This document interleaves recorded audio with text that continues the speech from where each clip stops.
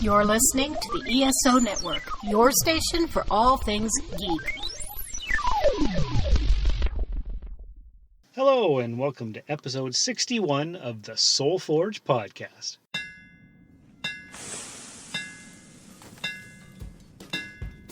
Welcome to the Soul Forge, a place of silent mystery, quiet contemplation, and outright mayhem. Join your host, Sean Vanderloo, as he guides you through the adventures of living. Together, we'll talk about life and love, sex and dating, joy and heartache, memories and loss, and so much more. Don't worry, it's not nearly as pretentious as it sounds. Get ready for life, the universe, and everything on the Soul Forge.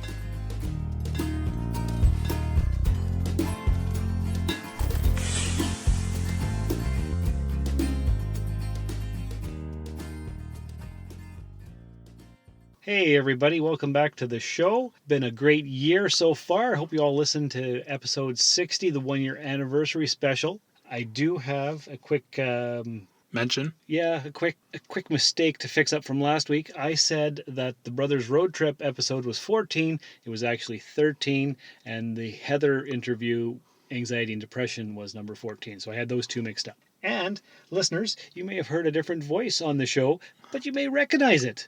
Who are you? I'm Whit from the Space Jam podcast. You are Whit from the Space Jam podcast.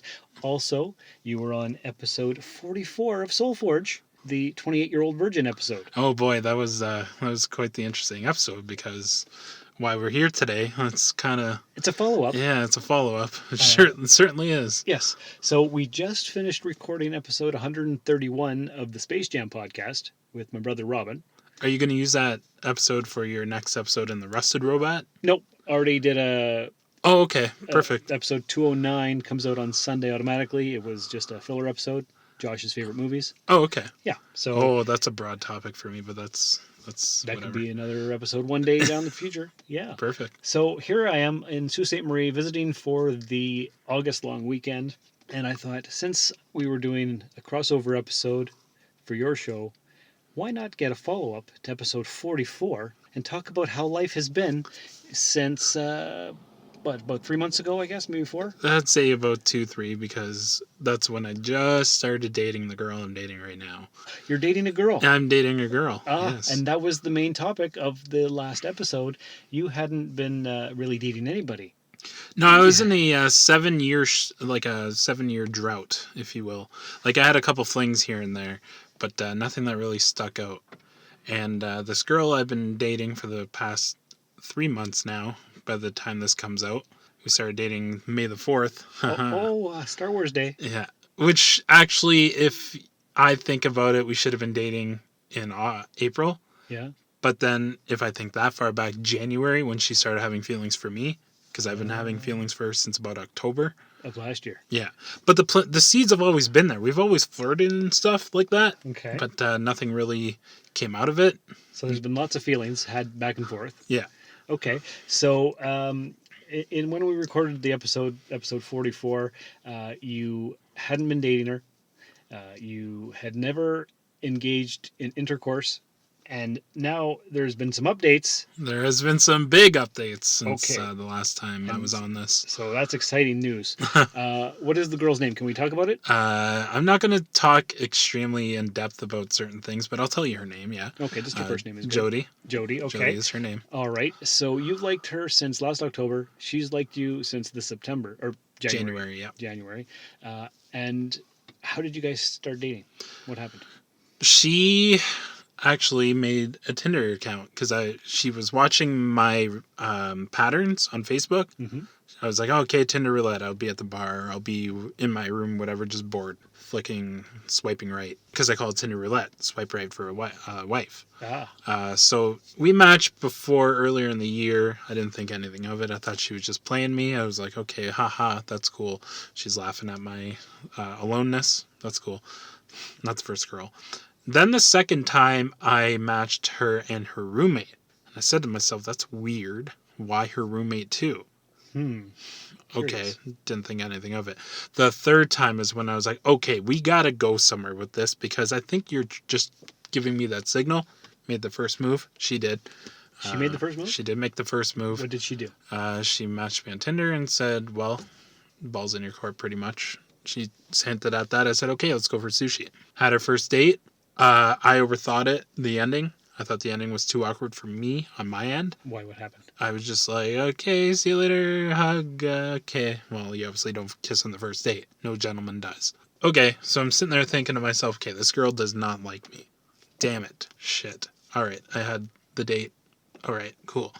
She tells me afterwards, because I ghosted her for a couple days because I didn't know. You I didn't know what to think. ghosted her, so you didn't... I didn't talk to her at all. Did she send you messages during that time? Not really, actually. So was she ghosting you? No, she probably thought that it went well and that I'd see her in person. Follow up. Okay. But I thought to myself, okay, I'm an overthinker. I saw things in my head and I was like, she doesn't like me. So I messaged her. I was like, okay, my coworkers are telling me because we work together. Mm-hmm. They're like, message her. I'm like, okay. She's like, I actually liked the date. It was awesome. What'd you think? And I'm like, I thought you hated my guts. I thought the ending was awkward and I thought you didn't like me. Oh. So. But she did. She did. And I was like, okay, that's awesome. Let's go on another date. So we went on a couple more dates. We saw Ready Player One. That's when she made the first move again to come close, break the awkward barrier. And I'm like, oh my God. Well, I think it's because I was a virgin at the time and she knows. She knew what she was doing. Had she listened to the episode that we had recorded? I don't remember. She listened to like some of ours here and there. But I did make it a point to be like, hey, here's this episode and here's my story. And so then she listened to it? I actually never asked her. I'm going to ask her when I go Because we're still home. not sure if she's listened to the episode. No. Huh.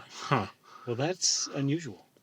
See, and that's one of my defensive traits too. Is like I think every girl's just out to be like, I got his card. Who cares? Right. Leave him in the gutter. Because we had talked about that on that episode. Yeah. And we shared it on your Facebook page. Yeah. Several times. And you mentioned me, and so it was there.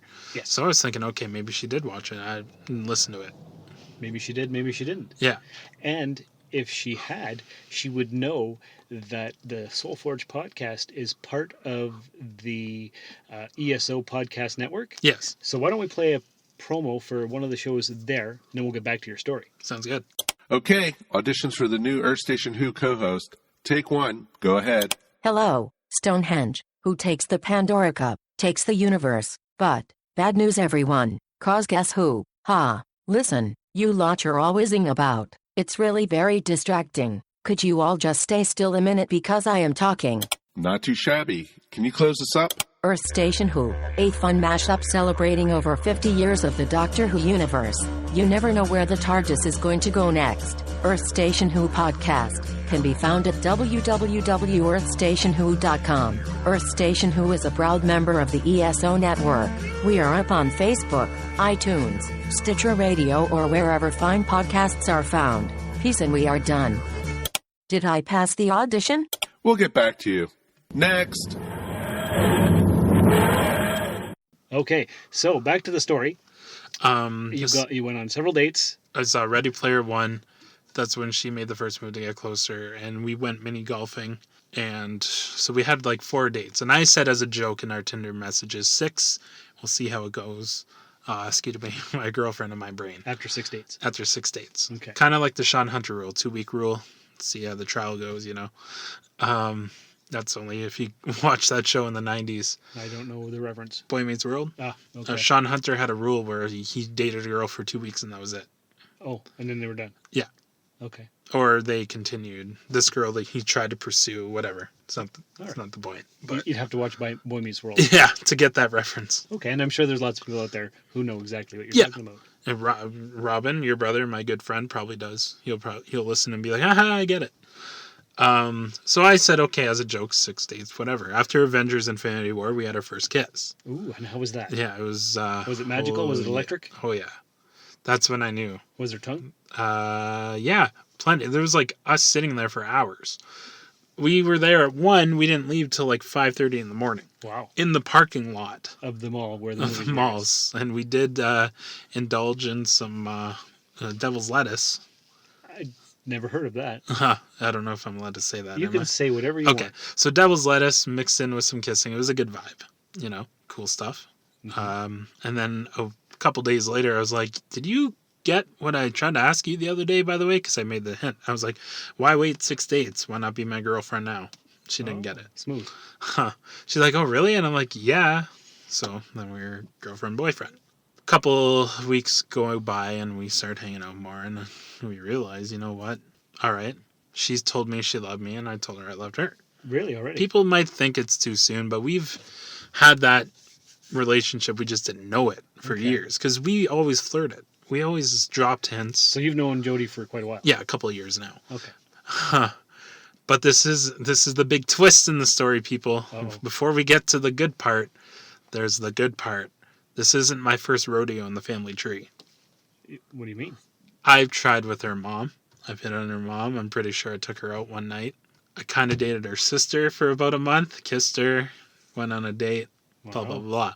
So you're keeping it in the family. keep it in mind when the story progresses, because I did screw up once with this girl already. Uh-oh. I called her sister's name during a makeout session. Oh, no. How did that go? That bit me in the ass, and I thought that was it. What's her sister's name? Gina.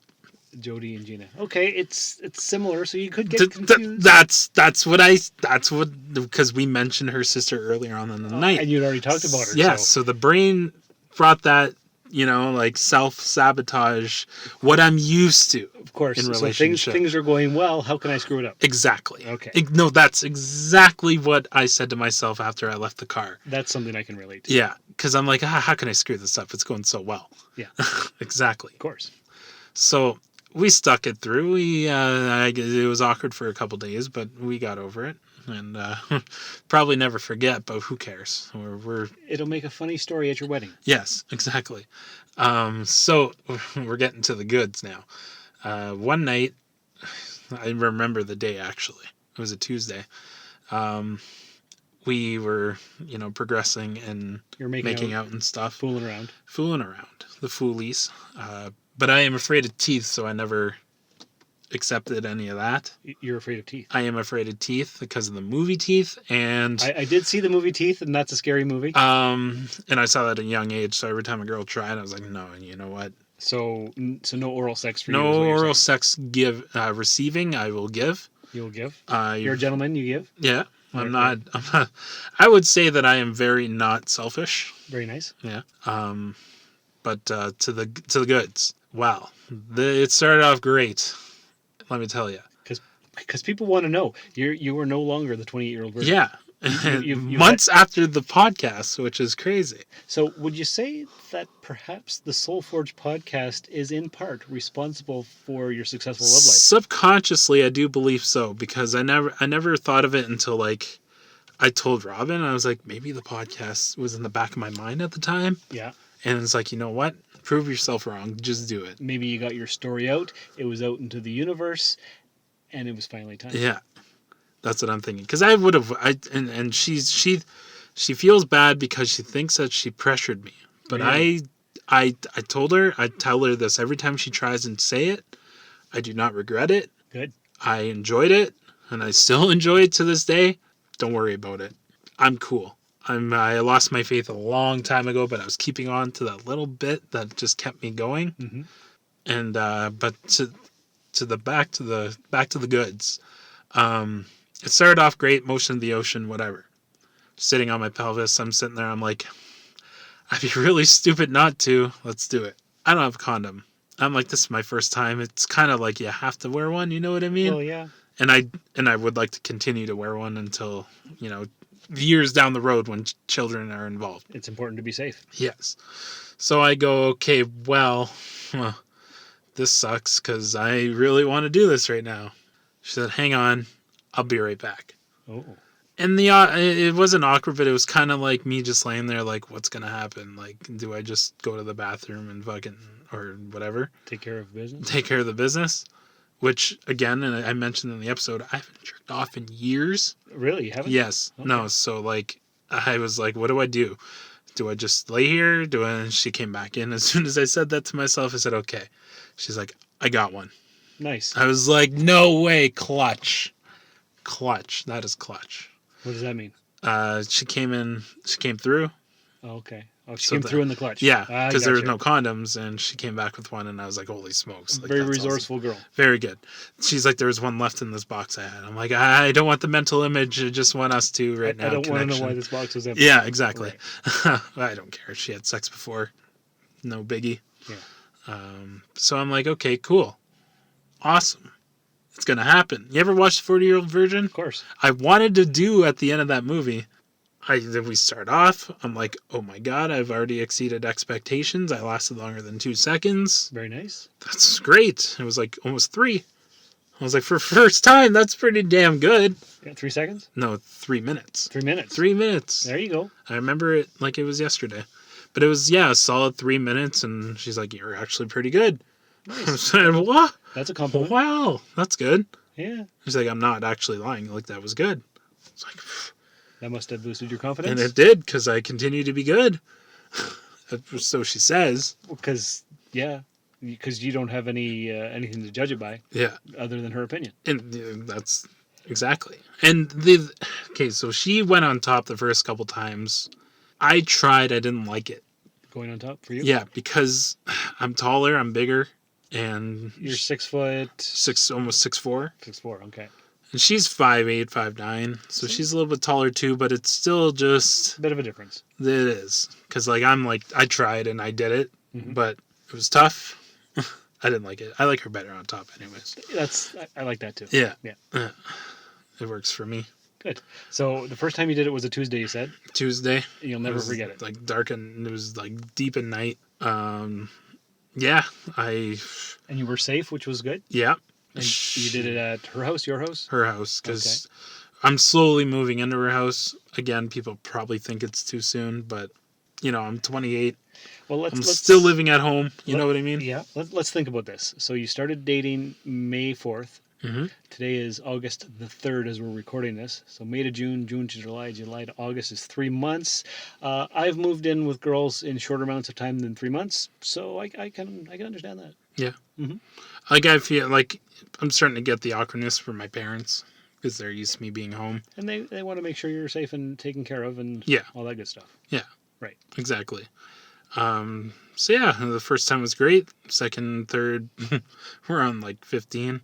It's pretty good. Have you been keeping track? Not personally, but like we already went through a box. You know what I mean? Mm-hmm. We're on our second 12 one. in there? Yeah. Yeah. 12 or 15 or something like that. It's a weird, odd number.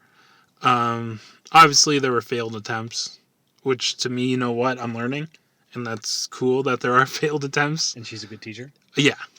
Well, kind of. She's like, why do you want to think about dead cats? I'm like, because we've been doing foreplay for 2 hours. Dead cats? Yeah. To, not overthink and blow it, as you will. Yes. To make things go away. Yeah. Okay, I gotcha.